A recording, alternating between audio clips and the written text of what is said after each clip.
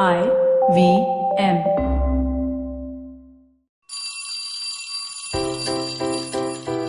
Hello one, hello all. Welcome to the Diary of the Traveling Professor.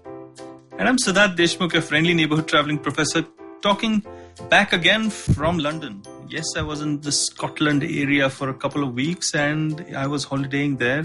Yes, lucky me, jealous you. But the traveling professor was also teaching. Yeah, I was teaching. So I used to wake up at 4 o'clock or something in the morning. I used to crank up my laptop. I used to get onto a Zoom class with some of the institutes that I'm actually teaching digital subjects to. Quite a surreal experience to have Fort William or to have Inverness or to have Edinburgh as the backdrop. Really beautiful setting and sleepy me and sleepier students. I hope not sleepier students, but well, sleepy me certainly to start with, but a good strong cup of Joe got me going. And it was a lot of fun, those classes. And at least between the breaks, between classes, I could just look at that gorgeous scenery and lap it all up. Sometimes I really feel privileged to live the life that I'm living. It's the traveling professor's life. But then I remind myself that, well, I've taken a set of steps or taken certain decisions or made some choices in life which have allowed me to reach where I've reached and hopefully will allow me to access even more things as and how life progresses. I'm just the guy with the glass half full, not an eternal pessimist, you would say. I'd like to talk about this diary entry of mine in a slightly different way. I think everyone's optimistic on LinkedIn. Everyone is optimistic. And LinkedIn has become really a weird sort of platform of late. I think LinkedIn began as your resume on steroids. It was a network, which is now kind of a community, dare I say? Well, here I got all technical on you, and I'd say that LinkedIn is a network, which means, or rather was a network, which means it was a place wherein people could have a sense of opportunity, but not particularly any sense of belonging. You don't have any feeling of, good feelings of belonging on LinkedIn, or at least you didn't. But now suddenly you see LinkedIn with all of the wonderful new weepy sobby content, if I may, that you see over there is certainly a community of sorts. A community, on the other hand, is, as I said, speaking technically, where you have both a sense of opportunity and a sense of belonging. So yes, LinkedIn is kind of getting into Facebook country now, I believe, because Facebook was the place wherein you had a sense of belonging, but not, it was just privy to that. I don't think you had that sort of strong sense of belonging on Twitter, because I think Twitter is a bit of a network too. I think any place where people just come there for purely transactional reasons is not a place wherein you feel that you belong. Unless and until, of course, you're on Twitter because you want to follow some celeb or some influencer. Now, that's a very different thing. But I don't want to talk about Twitter. I want to talk about LinkedIn. Now, LinkedIn is very, very weird because it is a platform, of course, a platform that has moved from being a platform wherein you can do networking to a platform that is trying to encourage communities, or rather the business community and the sub-communities. Is that working? Will it work in the future? Well, I don't know. I don't know how I feel about this. I don't know what I feel about all those communities that are trying to, become active on LinkedIn. I've never believed in LinkedIn groups. I don't think they work because everyone's trying to sell to each other. Over there, everyone is trying to sell to each other. So I think that the LinkedIn community feeling is not so much so, as much as, let's say, the LinkedIn influencer. Now that is a completely different animal, because the LinkedIn influencer is the guy who is creating these sob stories and these motivational sort of wonderful messages. And, there's a particular style.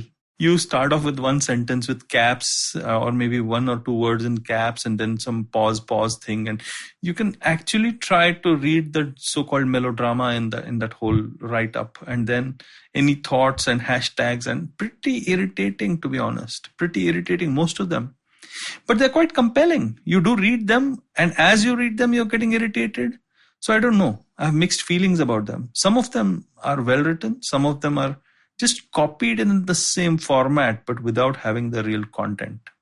So to all those so-called LinkedIn influencers, I had this wonderful conversation quite recently with a person who knows a thing or two about the subject. He heads an influencer agency. Now, what he said was that, LinkedIn influencers, very difficult to monetize LinkedIn influencers. I don't know why they're doing what they're doing. I mean, they have all these 1 lakh subscribers or 10 lakh subscribers. To people who don't understand 1 lakh is whatever, 100,000 followers. Subscribers? I don't know where my mind is going, but followers. And LinkedIn has all of that. And he has no idea on how they're going to actually monetize anything either on LinkedIn or because of LinkedIn. That's strange, isn't it? The reason why it's strange is because you have all these people pouring in all their effort towards LinkedIn influencing, but to what end? To get a job or to get a project or to get a consultancy gig? Maybe. But they can't put up an ad or they can't say paid for or sponsored post by XYZ on LinkedIn. They can't.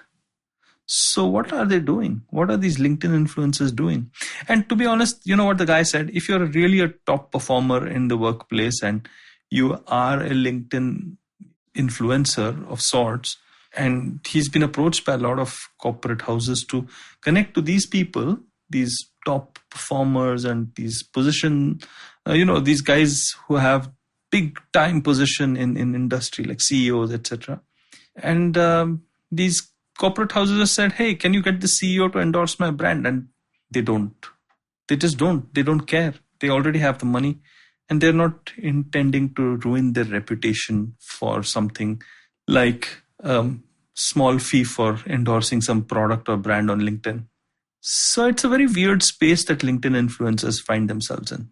I think LinkedIn influencers can perhaps make the most of it by building a personal brand on LinkedIn and then leveraging it, maybe, for some of their projects or gigs or getting a job or something of that sort, or being known as an original voice or something like that. But for God's sake, lose that typical template and format. Be original, have some real content to add. I'd say that unless and until you genuinely have real content to add, please don't say anything on LinkedIn. You're just making a fool of yourself. And you know what? The best way to understand whether you have original content or whether you need to do a little bit of research is to check out LinkedIn. Check it out for at least a month. Do your research, guys. Do your research and find out if people are already talking about what you think you need to talk about. And most of the times, 9 times out of 10, you'll find out that they are already talking about it. Then you challenge yourself. You make your bar a little higher, or then you shut up. You have 2 choices, but those are wiser choices. Those are wiser choices. Right now, you're just, not coming across as too wise. Well, the optimist is kind of a pessimist as far as these LinkedIn influencers is concerned. I don't think everybody should try to keep yaddering away on LinkedIn. I think somebody has to do the real world. I think people should just contribute real stories of real meaning and real value to people. Add some value, guys, or just keep quiet and do your work. Sorry for the rant, but I think it is extremely important for people to know this on LinkedIn or any other social media, but yes, LinkedIn. And for all those LinkedIn influencers, LinkedIn is still a network trying to become a community. LinkedIn is still a platform that encourages networks and not communities. Keep that in mind. And until next time, if you like podcasts like these, just download the app or go to ivmpodcast.com and you can follow me on LinkedIn. So there you go. I'm putting my own plug for LinkedIn. But hey guys, I'm also on Instagram, and have fun. Just check out The Traveling Professor. All right then. Bye. I hope you enjoyed that show. I'd like to thank our sponsors this week, Intel, for supporting us.